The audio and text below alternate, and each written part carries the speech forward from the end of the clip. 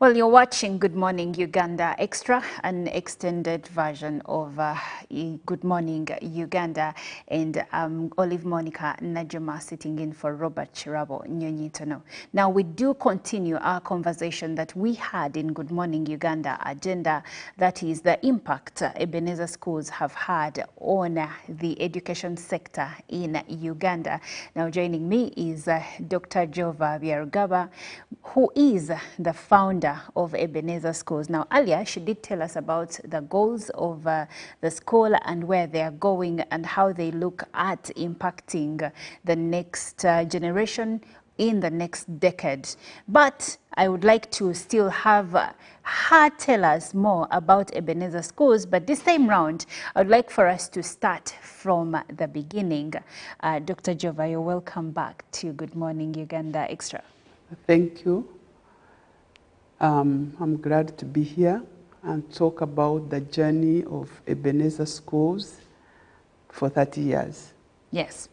Now, 30 years of impact, 30 years of shaping people's futures, 30 years of impacting Uganda as a country.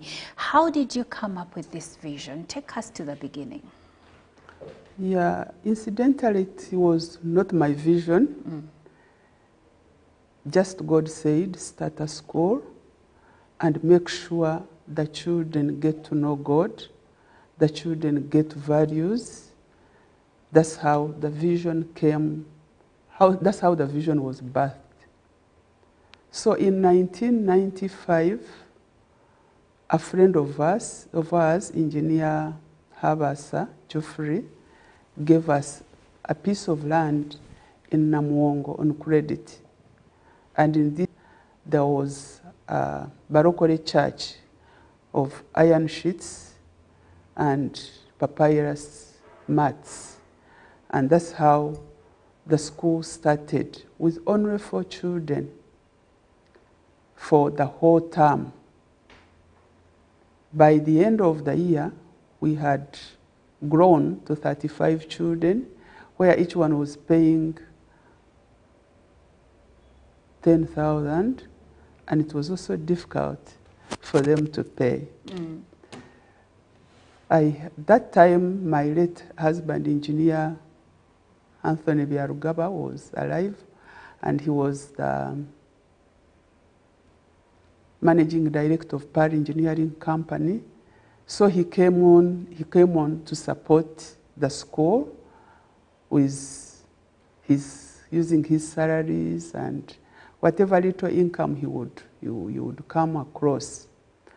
As fate would have it, 1995 December, Fajiri Mandi, the one who was heading education by then, announced that those with ramshackled buildings shouldn't open schools again. It was not easy. It was a trying moment. We didn't have money, but the God who birthed the vision had a way out. My late husband was the chief electrical engineer in African Textile Mills in Mbare. So they gave him his package of little money, just 5.5 million. And we used that to put up the first block of 3 classrooms. It was not enough. Still, Engineer Habasa came in and gave us money to finish it up.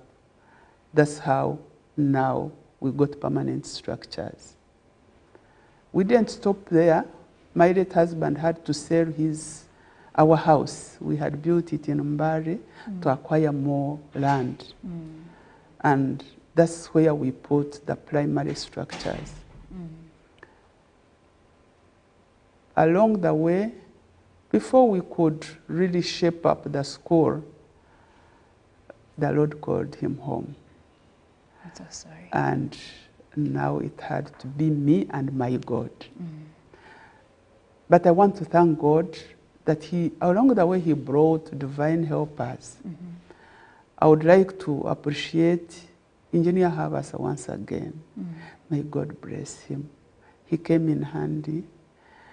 And the Seroma Limited, Mr. and Mrs. Sechidi, God bless you. They really came in, they gave me building materials, and I was able to continue with the project.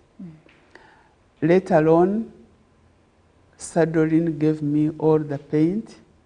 That is immediate after my husband's death. So I had to continue the school. So were they giving you, were they extending grants to you, or were these loans, when Sadolin gave you paint as well, were they just giving you paint as a way to give back, or you had an arrangement where you'd have to pay back later? Yes, would have an arrangement where I would have to pay back. Yes. And of course, it was not easy, but I had to defend my name and my God. Yes. I would have to work hard and pay. And God, we've seen, I really give all the glory to God. We've seen God extending us, expanding us, building the schools. The secondary campus came in 2005. We are now we have over 1,300 students. The Chireka campus came in 2007. The Mbarara campus came in 2008. And we are seeing the Chireka campus, secondary campus coming in 2025 as we make 30 years. Wow, interesting, and such a beautiful story. So you started together with your dear husband, may his soul rest in eternal peace. And then at some point, like you've shared with us, you found yourself having to steer the wheel alone. Apart from having to lose your husband and maybe challenges with financing, what other challenges have you experienced in the last 30 years? Yes, there is growth, but I know that even if there is growth, there has to be a bit of challenges here and there. Yeah, of course, after losing my husband, the challenges were many. One, I was single-handed. He's my firstborn, Engineer Isaac. And he was in F3. So which means the last born, the 5 of them, the last born was in P2. So paying school fees, taking care of them. Running a business. Running the business, all I can say, it has been God. At one time I was tempted to say, can I sell shares? But this is God's vision, and He will provide, and He has provided. Of course, I've run to banks to get loans to make sure the projects move. And you know, loans, you are the slave of the lender. Yes. It hasn't been easy, but through it all, by God's grace, I've sailed through. Yes. I can say, Ebenezer, this far has the Lord brought us. Just like the name of the school. Yeah. Wow. Amazing, amazing. And your story is quite touching. I will stay with you still some more. As a woman raising children alone, having all these challenges, now you became a single mother because of a death that happened in the family. There are many women that are trying to run businesses and start businesses.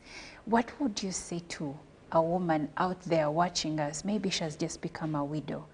Maybe she's just gone through a divorce, but her mind is still in the same direction. I want to run a business and I'm not giving up. Yeah, one thing that I should tell them is to trust in the Lord. Because for me, I was talking with someone of recent, said, there are 2 things that can make you miss a flight. Work and prayer. I soaked myself in God, and I soaked myself in work. My slogan was, even when I'm a widow, my children shouldn't be live like second-hand citizens. And he's my witness. They never lacked school fees. He's pursuing his PhD. The others are on doing their masters. So it's believing in yourself. Because be it divorced, you are created as you, as Jova. And you have talent. Not because Biarugaba is here. Yes. And we have brains. Ladies outside there, we are bright. We are clever.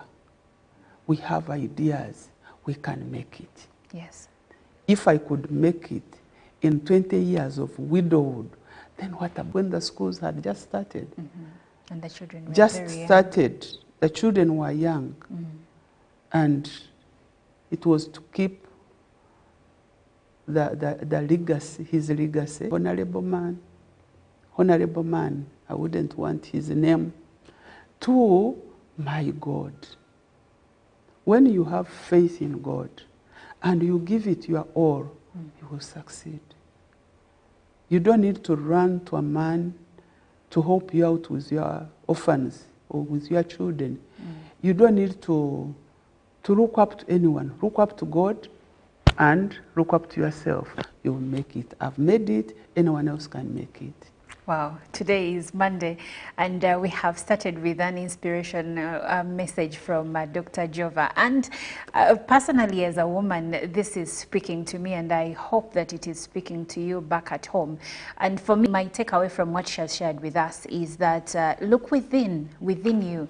The solutions you're looking for are within you. Of course, you look at God and then light the torch to yourself. Within inside you, there is all the power, the energy, the courage that you need. And if I may go to the Bible a bit, the Bible says that faith without action is dead. It's a dead faith. So from Dr. Jova's story, what I learned is that believe in God and then work like your life depends on it, because it actually does. Yeah, I did literature throughout O-level and A-level, and even for my teaching profession. I read this book, A Man for All Seasons. Yes. And this gentleman said, in addition to prayer, and I keep on telling my children, in addition to prayer, there is effort. He promises to bless the works of our hands. Yes. There is no way he is going to bless you by only praying and not having anything in your hands. So, and women, we just have to believe in. One of the ladies that inspires me is Matembe, Mrs. Matembe. Yes. Yeah, with this energy we can make it. But many women feel like they can't make it, they are weak. I can climb on top of the house, even at this age. I can drive a tipper. By the way, I made bricks myself for the first block. Like you got your hands dirty. Yes, and people couldn't believe.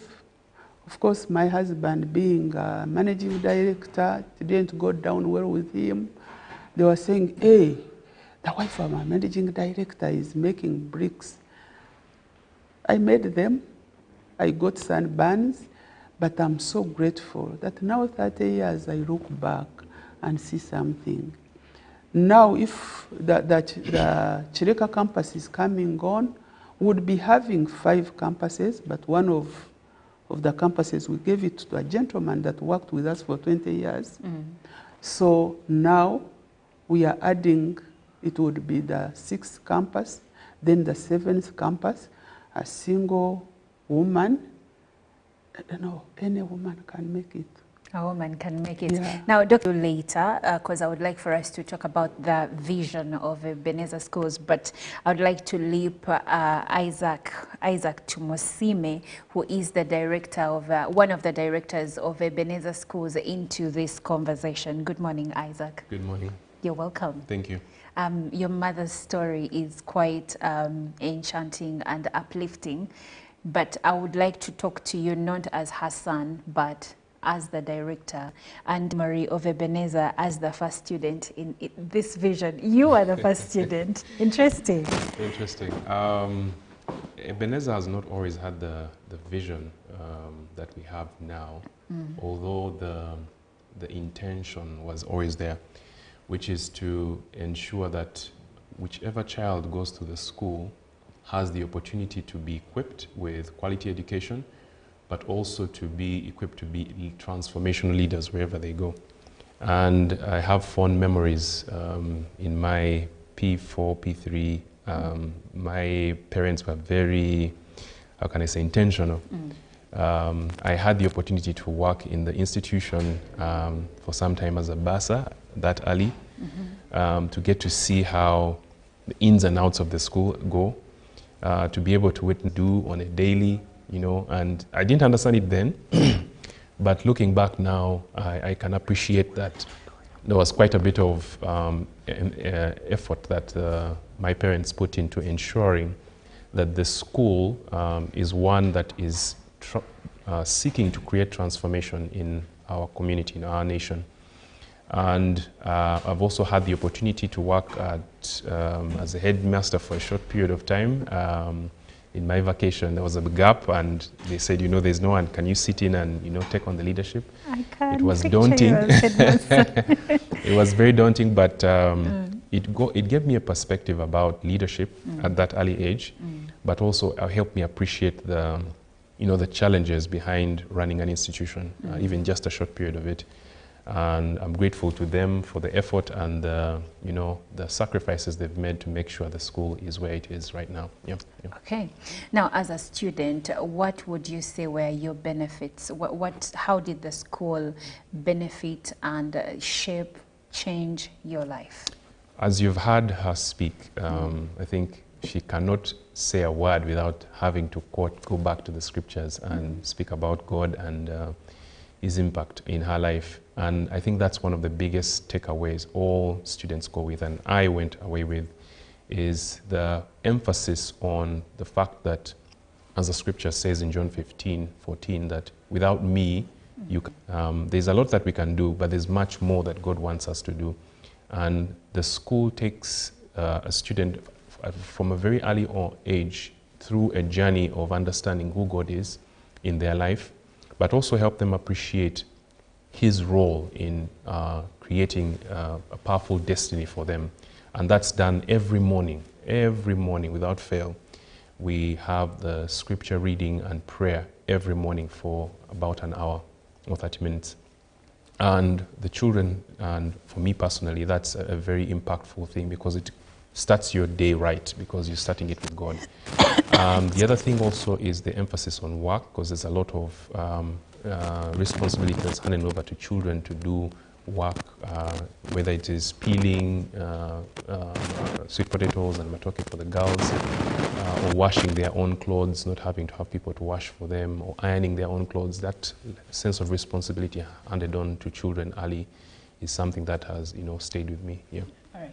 Now, I'm sorry, but I'm going to go back to what you just said.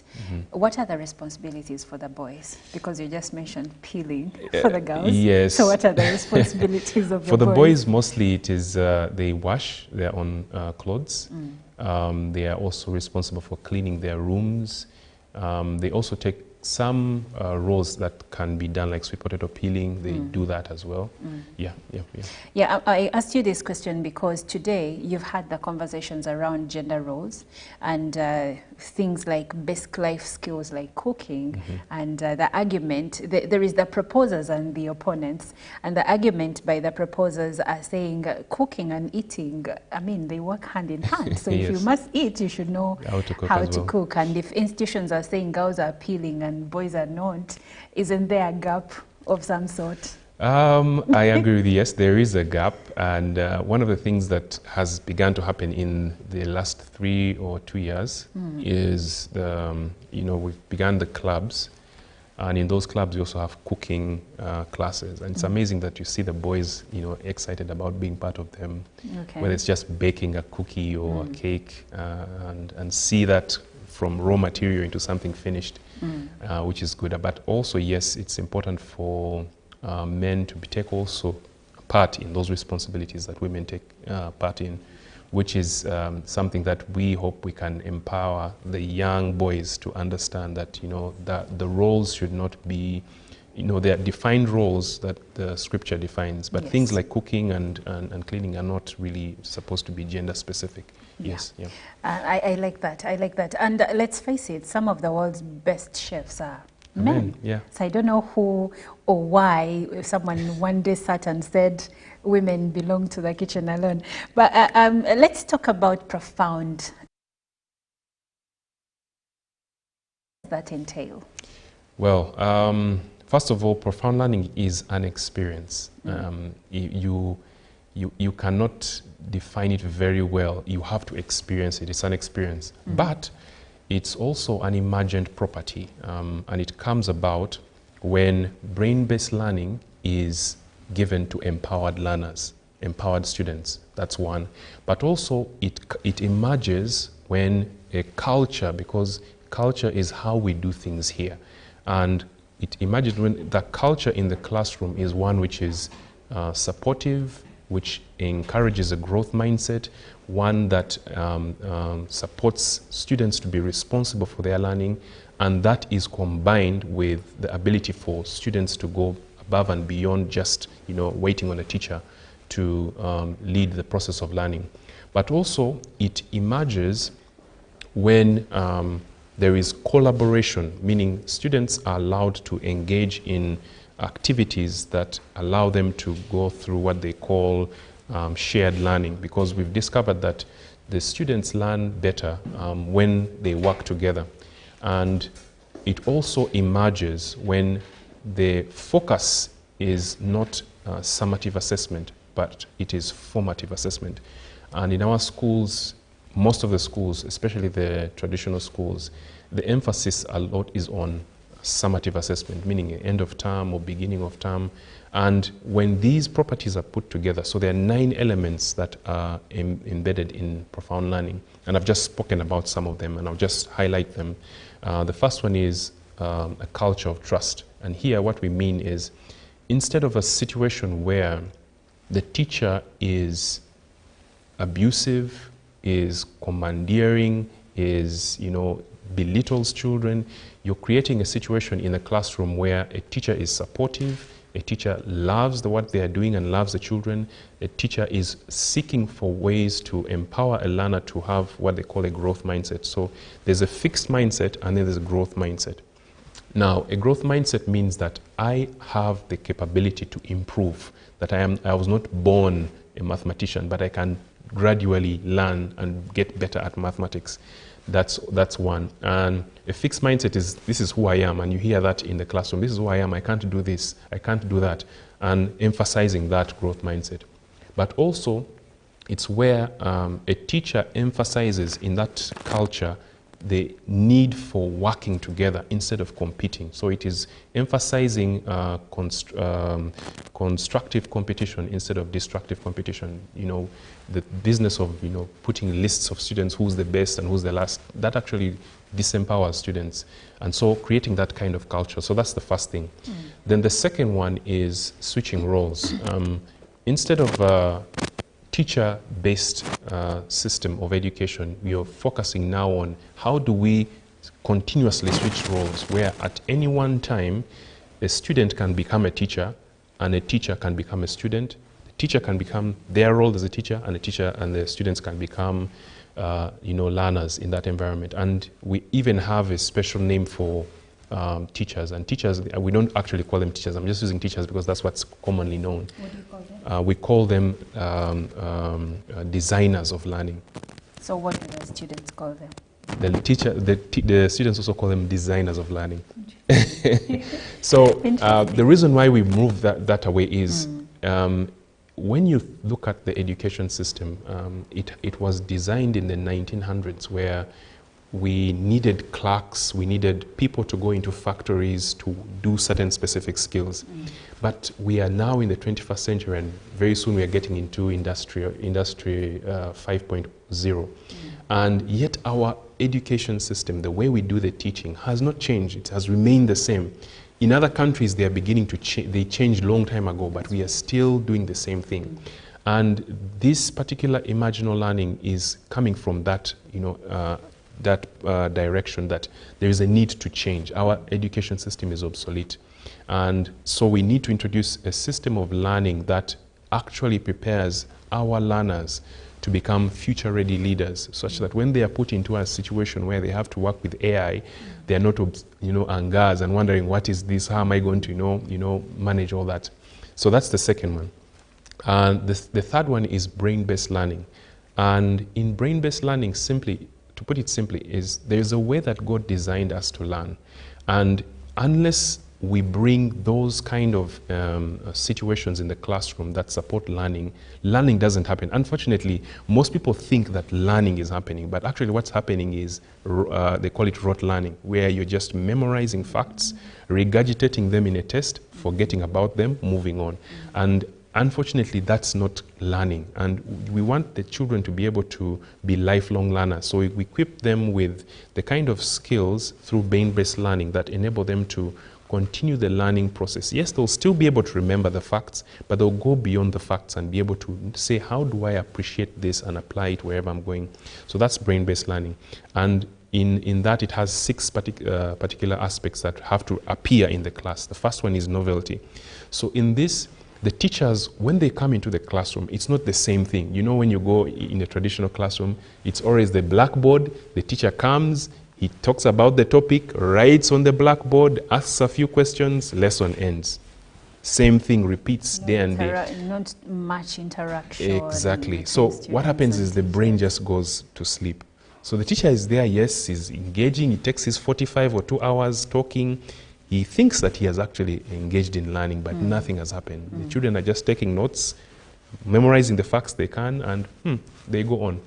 But in the brain-based learning situation, well, that particular element, what we are emphasizing to the teacher is, when you get into the classroom, introduce something new every day, such that the children are expectant. They are expectant to see what is the teacher going to do today. And that, we call it changing the biology of the brain. Because from neuroscience, it has been discovered that when the brain is excited, what happens is that neural pathways are created. And those neural pathways are actually learning, because the neural pathways is how we create or learn facts or learn new skills.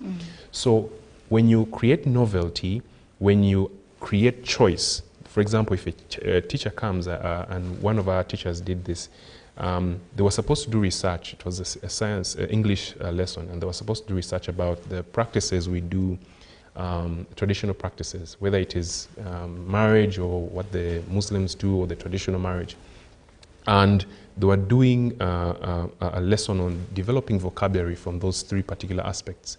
So the teacher gave the students choice and said, between traditional marriages, church marriages, and the Islamic marriages, choose between these 3, go and do research about them, and then come back to class and then report back about what you discovered. And in the process of that, list down the new words that you've learned. It was amazing, because for me, when I didn't know what was happening, of course we'd taken them through the training, but when the children came, they kept asking me, so how does one get married? Then I take them through the process. So what's the biblical basis? These are P6 students. What's the biblical basis of marriage? So what causes people to get divorced? And then they're asking you all these questions. So after that whole process, which took almost a week, they get into the lesson. Now, the lesson was not a normal lesson, because they had to act out what they have discovered. So they did a whole, play, from a boy introducing the girl introducing the boy to the parents. They go through the traditional wedding process. You're sitting in the class that 1 hour, and they were able to do it within that 1 hour. But what was more amazing is that after that process, the students now come and sit together in different groups and then discuss what they've just experienced. And then they begin to list down the new words they've discovered. Now, at the end of the lesson, the teacher on the blackboard had more than 32 new words. 32 new words.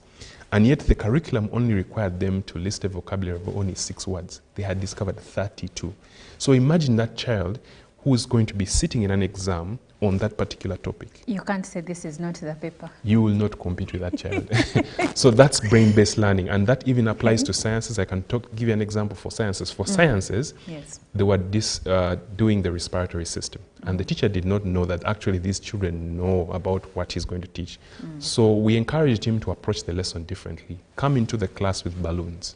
Don't tell them what the topic is about. So the teacher comes into the class and then begins to, blow in and out of a balloon. I asked them, what is this process? Of course, the children began to pick on what he's trying to, in and out, excelling in and out, yes. What is it, and then they take them through the illustration of what happens if you don't excel, or if there's no, and he didn't use the words excel, he used if there's no going out of something. For example, the Dead Sea, and the children were able to give that example, and even to point where it is in the scriptures. But not only that, the children were able to appreciate that, in the respiratory system, there's a reason why we breathe in and out, because if we only breathe in, then the carbon dioxide buildup causes death. And the children were the ones giving these, and the teacher was, in shock. And what is amazing with these kind of lessons is that the children don't get bored because they keep learning. It was a 2-hour lesson after lunch. All the children were engaged. None of them was sleeping. They were all excited about the lesson. And tell me if they can forget that. Now, that's brain-based learning. The next one after that, because there are 9 elements, brain-based learning, the next one is quality that is fixed. Now, if in a normal setting, if a child gets a 90 and a child gets an 80, they have all passed. But the aspect of quality has not been picked out. You've just passed them. But the aspect of, have they really got what the curriculum is asking for, or have they just passed the mark?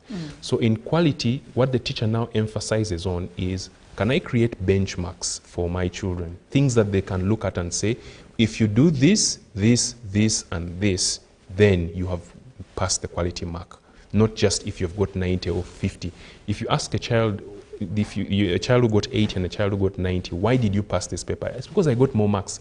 They don't understand why, actually, behind the reason behind the reason why they got those marks. We got to discover that Nalia Primary School does this process. They don't know what they're doing, but they're actually doing it. What they do is that they get... is that Hillside? Nalia Hillside, yes. Yeah, okay. Primary school. So they get those exams, and the teacher takes the child through the process of, this particular thing is wrong because of this particular thing is right because of this. So they have a benchmark of what is right and the reason why it's right. So a child can be able to effectively say, I failed this particular paper because I did not do this correctly, I did this wrongly, I did this, not just saying I got because I got more marks. So that's quality that is fixed. Then the next one is personalized learning. And here, what we are emphasizing is not specifically that you give every child their own type of learning, but we've discovered that in a classroom, there are people who are auditory learners, there are people who are kinesthetic learners, there are people who are visionary learners, there are people who are emotional learners. So when a teacher stands in front of a class, like what I'm doing, and just starts talking, they are only visual, the visual learners are out of the class. The kinesthetic learners are out of the class. The emotional learners are out of, so more than a third of the class is out. And then you think these children are just slow. Now, if you don't understand the first level, so in profound learning we say that if you don't understand the need for a culture of trust, restitution, and love, if you don't understand that you have to switch roles constantly in the classroom, if you don't understand that you have to bring brain-based learning, you will not be able to teach effectively. Because you will see somebody, the child is off, but because you don't approach them with the right mindset, you're going to attack them, you're going to abuse them, going against the first level. Then because you're not allowing them to explain where they are at, such that you can also learn. So you're switching, you're now listening to them, and you've become a learner now. If you don't do that, you're again impeding their ability to learn. So now, after the quality that is fixed, then we move on to what we call collaboration, which is, it's usually encompassing in all, but we separate it because we want to emphasize that unfortunately, if, and which is now emphasized also in the workplace, that if we don't engage people in aspects where they are working hand in hand together, where they are learning from one's mistakes and appreciating where they are, and then walk through the process of learning, which is what we call discussion groups in secondary school, what we call discussion groups at university. Bringing that kind of learning to the lower level, then a lot of children will miss out on the opportunity to learn. So we bring that aspect of collaboration very early on and allow teachers to, if you go in one of our classrooms where profound learning is happening, you'll see that the sitting arrangement is different. It's not the face board. forward, no. They actually sit in groups of between 5 to 8 students in groups. And the kind of learning from the teachers, what we've discovered is amazing. One of the greatest examples I have is one of the teachers, I think it was of P2 class, yes. We went through a process where we said, number one, we are not going to segregate students based on their learning abilities, because there's that very bad practice where you say, these are slow learners, these are fast learners. Who says? I hate it. So we said, let us start with the P2 class. We are going to mix them all up. Of course, the teachers were very livid. They wanted to handle these, bright ones because it makes work easy for them. Thank you very much. I was going to say that when you're handling the bright ones, it makes your work easy. You don't have to strain so much. Exactly. But now it's counterintuitive. Now that's the thing we wanted to see, them to see, that actually it's much, much easier when you mix them. So I will never forget the teacher coming to my office and saying, but director, this thing you're asking us to do is not possible. It's impossible. But I said, I asked her a simple question that, caused something to spark in her mind. I asked her a simple question. I said, in the class of the bright ones, don't you have those who are in the bright class who are also slower than the ones who are you considering bright? Say, hey, by the way, yes, and then I noticed that. Now, what I want you to do now instead is mix them up and see what happens. She was very against it. Now, she said, I will trust you. I trust you. I know that sometimes I may not understand what you're saying, but let me trust what you're saying. So long story short, they mixed up the class. They gave them a new name. If you go to that school, they have, angel, divine, those peace. They don't have red, blue, green. No, those things are not there. So when they mixed them up, what happened was amazing. For example, in a class where a child is supposed to be learning how to write, and the teacher has to go to each and every child and say, you write like this. Now, it's the student telling no, you don't write like this, showing them how to do it, and they do it very well. Not only that, even spelling, they were showing them how to spell things correctly, and the teacher was saying, how come no one is coming to me? And in profound learning, in that particular aspect of collaboration, there's what we call 3 before. And in 3 before, it is a teacher emphasizes to the students that you must meet 3 students when you have a problem before you come to me. So if I have a problem with spelling, I'll first come to this person. They'll show me. Then I'll go to the second one. They'll show me. By the time I reach the 3rd person, surely I would have understood what the spelling is. So the teacher has less work. Now that's the counterintuitive aspect that we wanted to show them.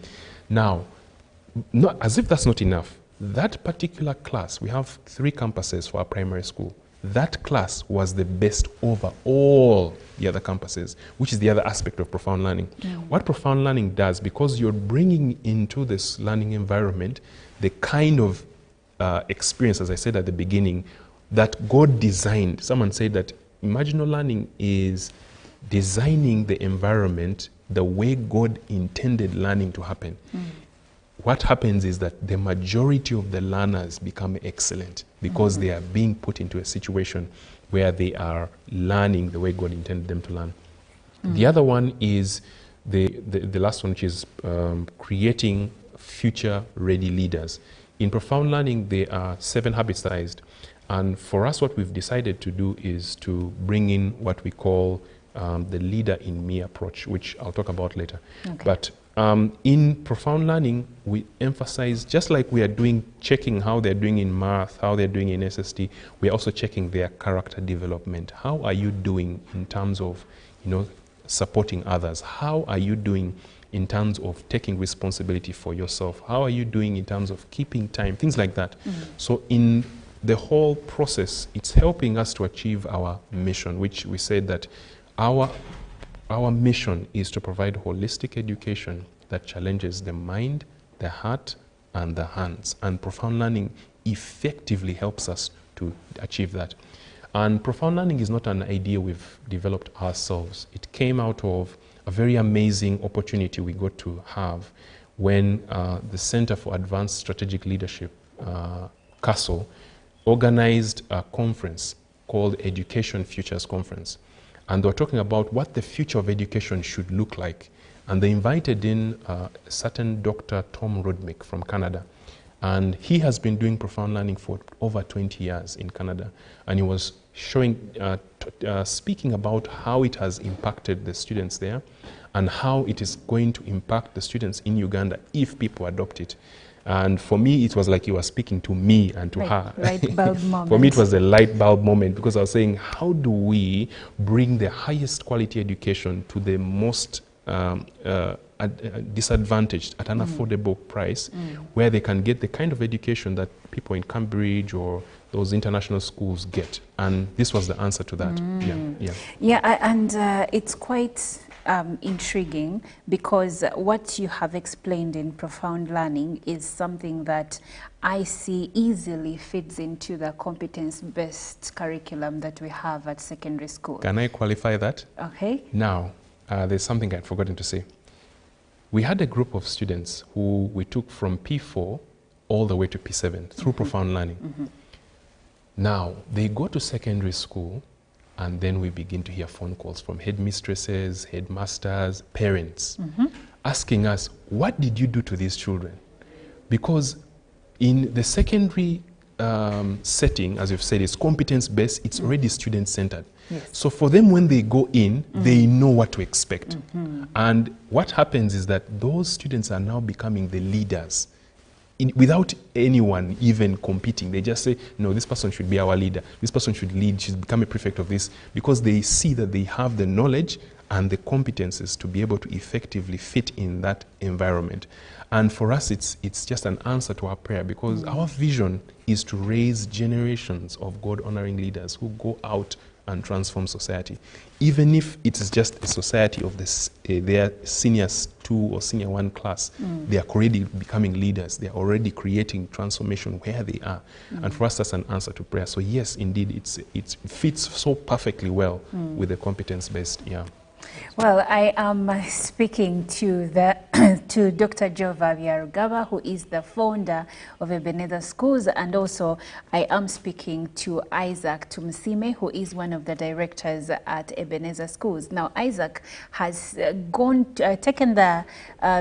has gone through depths and depths explaining to us what profound learning entails and why Ebenezer Schools actually is the place to go. I personally am impressed, because I love an education, and I'm one of those people that have always said we need better, we need more, we need the children to not only sit in class and cram whatever they are given, but we need to see, like you sit at the dining table with your child and pose a question, and you, the parent, get intrigued by how they are answering you, but not only just speaking English, but when they have solutions, they have queries, and even when they're talking to you, they have these deep questions they ask you, and as a parent, you're like, hey, I can see where my money is going. I think that's what every parent wants. But overall, the generations to come will not be generations that are seeking for jobs, because with this kind of training, it's very easy for a child to be a solution creator rather than someone who goes into the world. Like this week, Makerere University will be churning out graduates, and they are going to join the many that came before them to look for jobs. But if they have been trained from inception like this, I believe that we would have more solutions created, more jobs created by these people than what we see going on in our country right now. Now, I have a comment from Chichoncho Zipora. She says, I have been part of Ebenezer Schools as a teacher, but what I can say, Ebenezer Schools have got everything parents need for their children's upright morals, hand skills, and academic excellency. If you have your own testimony on Ebenezer Schools, please do go ahead and share the same. Now, Isaac, I would like to come back to you. We have about 12 minutes, 11 actually, but I would like for you to tell us more about the Leader in Me. Right. Leader in Me is based on the 7 habits of highly effective people. Those of you who know it, Franklin Covey wrote a very powerful book that has sold millions of copies, and it's a book on personal development and personal empowerment.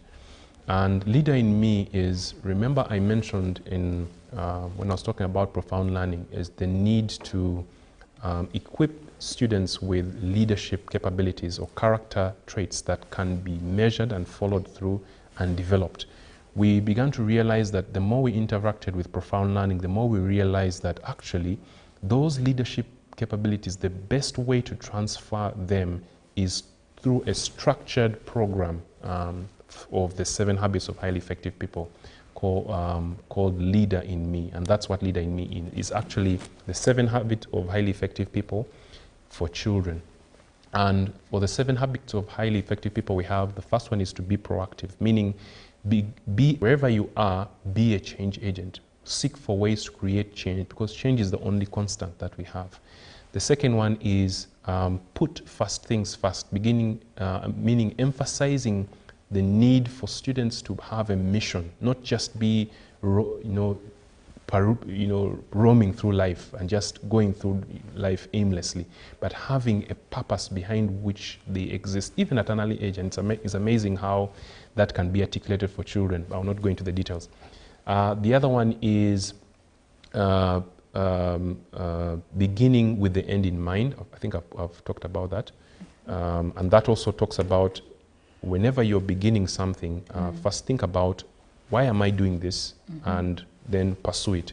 Then the other one is about synergizing, meaning moving from me to we, which fits in very well with profound learning's collaboration, emphasizing to students that the solution that is developed from 2 or more people is better than a solution you will seek out yourself. So emphasizing that.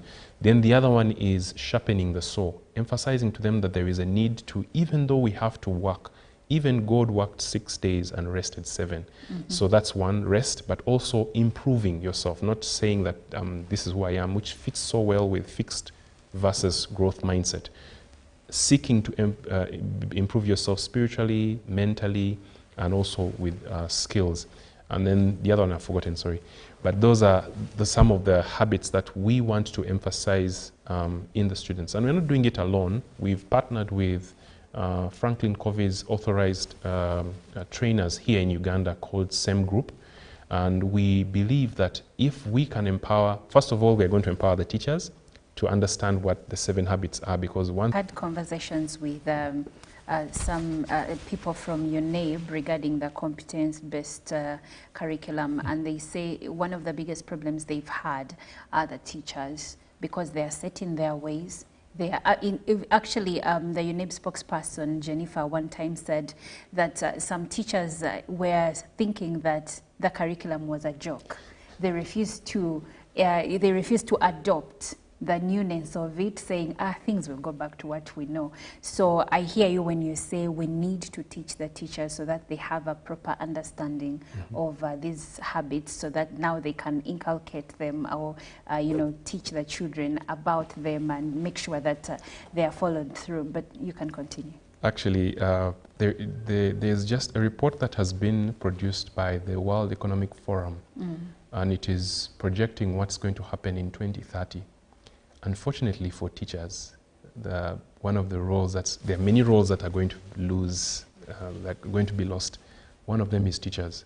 The reason why is with the advancement, especially with artificial intelligence and information technology, the need for teachers is beginning to reduce, because artificial intelligence can do what a teacher does and even do it better.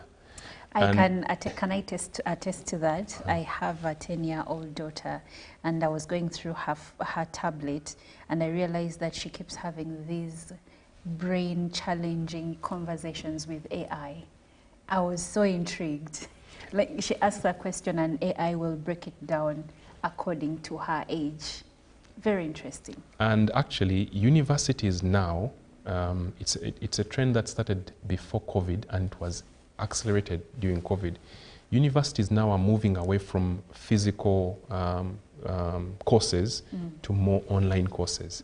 And those courses can, a lecturer can actually coordinate a number of courses just alone, because most of the things are already pre-recorded or the material can be self-taught. Now, in the primary section, and our partners in Profound Learning actually have begun to pilot this in Canada. In the primary and secondary section, especially secondary, because they realize, as you've just rightly said, that teachers are fixed in their way of thinking. And the process of changing, it's called mental models. In system, my PhD is going to be in strategic leadership, focusing on strategic foresight. And one of the things there is what they call systems thinking. Systems thinking is the realization that things don't just happen. There are processes behind those things. Like, for example, this camera, there's something behind that camera that's causing that camera to work. It just doesn't just work like that.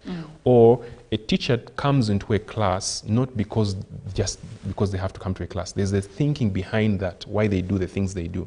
And those that kind of thinking is what we call mental models. Now, each one of us has mental models. You can call it a way you see the world.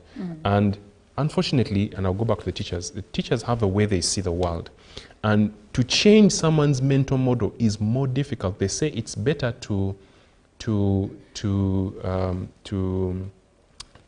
shape young men than to break old men. Meaning that if somebody is still young, it is much, much easier for you to shape their mental models than to try and come to an old person to try and change their mental model. It's very difficult. And for me, who has been trying, I thought I could do it, but for me, who has been doing it now for more than 7 years, I confirm that indeed people are set in their ways. Of course, there are some who can change, but those are very few. So what they are doing now is they have put in Profound Learning, there's a system called Genius. And in that system, they have they've added in AI. So what it will do is that it will take a secondary school through that competence-based curriculum, which they are throwing away and rejecting and ignoring. It will take them through that competence-based learning process much more effectively than a teacher would ever do. And they would go away from it learning much, much more. Remember, now they're doing a lot of collaboration between themselves. They can connect with somebody who has much, much more knowledge online about that particular topic than a teacher has. So just tell me that kind of learning. If teachers are not careful, if they're not improving themselves, if they're not having that growth mindset, meaning saying that I can change myself, this is not who I am, I can become better, I can change the way I think, they're going to be left behind, unfortunately. Yeah. Well, Isaac, this has been quite an engaging conversation, but unfortunately time has run out. I would like to hear your last remarks to parents out there, especially given that this is a new academic year. Yes, to parents, as you've heard, Ebenezer is actually intentionally seeking to raise your children to become leaders, equipped with the right skills to go forth and make you proud as they transform society. We encourage you, bring your child and see what happens. Thank you. Well, take your child to Ebenezer schools and see what happens. I am intrigued. Dr. Jova, what are your parting remarks? Yeah, I would like to appreciate UBC for such a chance to give us time, especially now that we've made 30 years. You've done us well. We are forever grateful. And for the parents out there, 30 years now, those who have children that have gone through Ebenezer, you can testify who your child is, morally, academically, really in character. So bring your children. We still have a lot to impart in those children, and let alone you'll be a happy parent that you've produced a gentleman, a lady who is accountable, who is responsible, who is working smart and working hard, and who has values. Now, I'm sure parents have queries regarding things like school fees, enrollment. Is there a number you can share with us? Yeah, my number, two numbers, 0772 375 885. That is my MTN number. And my Airtel is 07011 77 123. Well, thank you so much, Dr. Jova, and thank you so much, Isaac. There was so much to speak from the conversation that we had. Lots of encouragement, but also a lot to look out for as a parent that is looking for a school for your child. Now, this is where Good Morning Uganda Extra ends. My name is Olive Monica Najuma. We'll catch you again tomorrow at 6:30. So make that date. Let us start your day. Myself, Jerome Paul Sonko, Chiraba Robert Nyonyitono, and Ruben Mpima Chibirango. Good morning.